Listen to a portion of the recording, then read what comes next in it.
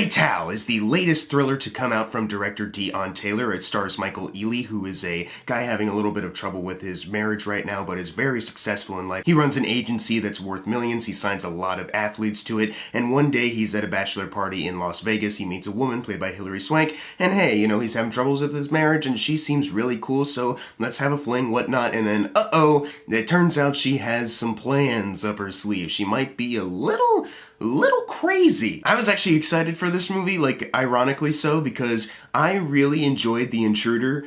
Also, ironically, Dennis Quaid's performance is actually really great, but it's in a movie that's just, it's so dumb and so confused about what it wants to be. I really enjoy watching that. It's such a bad movie, but I catch it on Stars all the time, and it's so much fun to just laugh at. So when I found out he was making another crazy white person movie, I was like, oh hell yeah, let's do it, because the premise right off the bat is actually pretty interesting as far as you have a fling with someone and then something happens in your life, like a crime, and then that person comes up to be your detective. Like, that's actually a really good startup to lay the groundwork of where else the plot could go. So that actually is one of my positives with this movie, is that I was digging that going in. So I was interested to see this because it's also written by the same guy who did The Intruder, so those two pairing up again, you know, match made in heaven. And I was a bit surprised coming out of this movie because it's not funny bad like The Intruder is or some other stalker movie. It's not even really completely awful. This movie actually does some good things. I already mentioned the premise before, but there's moments as the movie goes on where I thought, editing-wise and directing-wise, the tension was actually kind of building up exactly how it needed to, and I was actually kind of like, oh my god, this is actually, it's actually not too bad what you're doing here, you know? And Hilary Swank, it helps that she's having a lot of fun in this role, but she's also not crazy to the same levels of Dennis Quaid, who in The Intruder literally had a mental issue. But in this one, she's crazy because she's motivated to do something that means a lot to her. And you actually do kind of feel for her in that sense. So she's doing a lot of crazy bad things, but you understand the drive for it, and she plays it off really well. She's a terrific actress, so obviously she would, but every scene she's in, you're just immediately glued to her. And also Mike Colter. I like seeing him. He actually is pretty fun to watch in this movie, so that's pretty much all I have to say about the positives, is that they had a good premise, they had some good effective build-up of tension, and Hilary Swank and Mike Colter pretty much were standouts. Everything else about this movie, unfortunately, it suffers from things moving too quickly and not being properly developed. The movie opens up, first off, it opens up with a horrible narration read by Michael Ealy. It's one of those things where, I'm saying something important over some establishing shots, and it's eventually gonna tie into the end of the movie.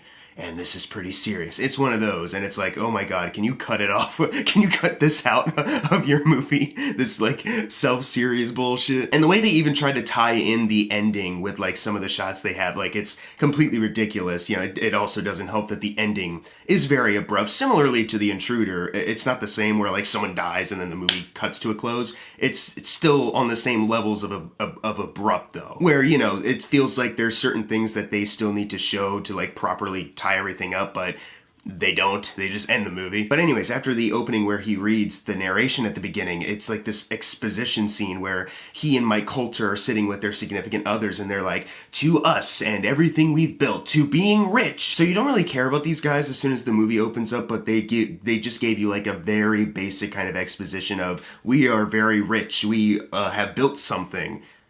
Cheers to that. And then it just cuts to a scene the next day where Michael Ealy is talking to his wife before he goes to Vegas about how we're having marriage issues, so we should talk about it in movie dialect. And it's just so obvious. It feels like they've never talked about this before. It doesn't feel like a real conversation.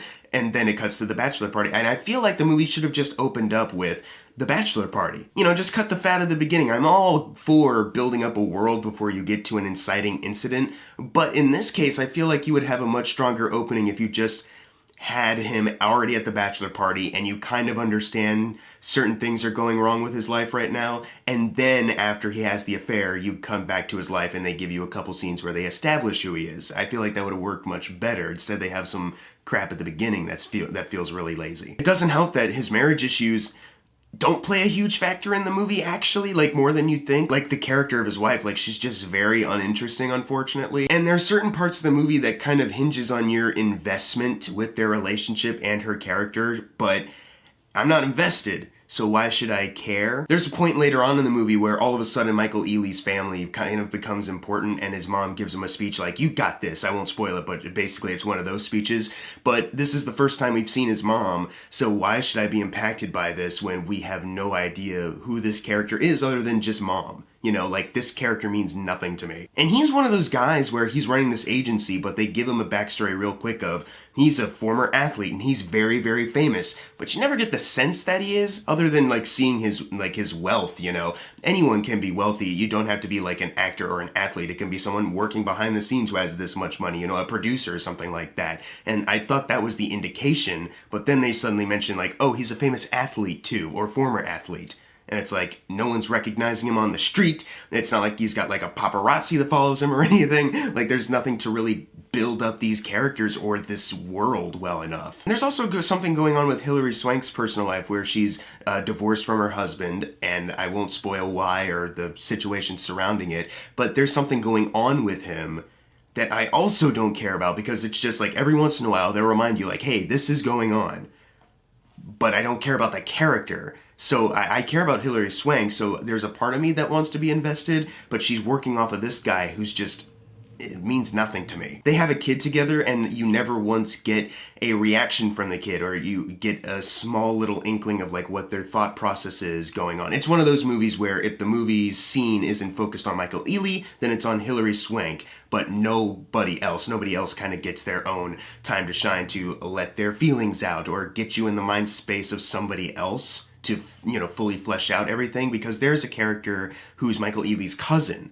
And they kind of throw in something really quickly where Michael Ealy is only as successful as he is because his cousin did something for him. But they never really cut back to that as far as it having any relevance or having have a deeper impact on Michael Ealy, like making a discovery like, you know, I really shouldn't have let this happen back then or anything like that. You know, there's a sense that he maybe feels responsible, but it's not 100% confirmed. And it just would have been nice if they did a little bit more with that cousin character. But instead, it's basically everything's just there to serve the purpose of the larger plot, but you aren't invested in these elements, so it makes it feel weaker. And also, it doesn't help that, unfortunately, I hate to say it, but Michael Ealy, I was not impressed with his performance. He's not awful, but he's just kind of whatever. You know, and I felt the same way about him in The Intruder, where it's like, you know, he's not doing an awful job, but it's just, I don't feel anything. Like, he conveys nothing to me, pretty much. So the only reason I really care about anything going on in this movie is because I want to keep seeing what's happening with Hilary Swank. If I'm not invested because of the writing, then I'm not invested because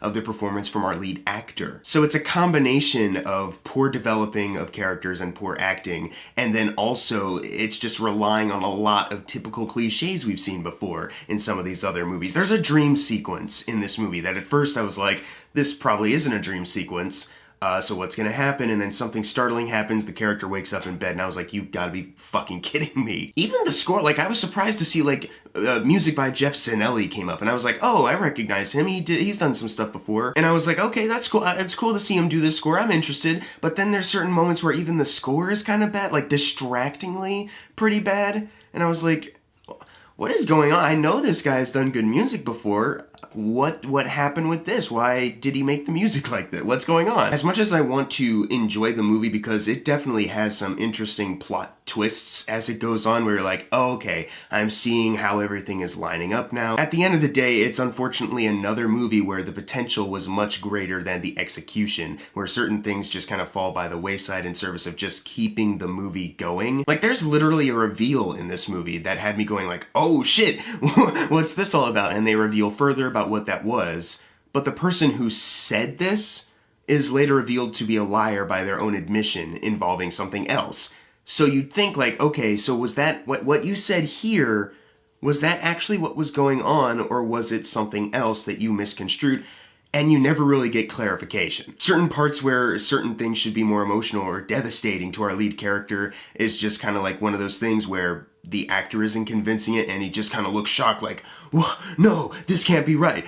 But it's not really the most appropriate in certain cases, and once again, I can't spoil it, but if you see the movie, you'd know what I'm talking about. You'd probably be like, oh yeah, I'm also surprised he's not acting a little more crushed emotionally. I'm gonna give Fatale a C-, despite me wanting to really enjoy this movie because it is a bit better than The Intruder as far as as far as actually trying, where The Intruder was just like nonsense all around. This movie actually is trying to do something, but unfortunately it's just not well thought out and not properly developed. And as much as it does have moments of tension where I was like, damn, the filmmaking is actually working here, it then goes to like a dream sequence or has another scene where characters say cliche things, and that's when it doesn't work. But if you've seen Fatale, leave in the comments below what you thought of it, and as always, thank you guys for watching. Make sure to subscribe. I'm Jackson Fulcher. See you guys next time.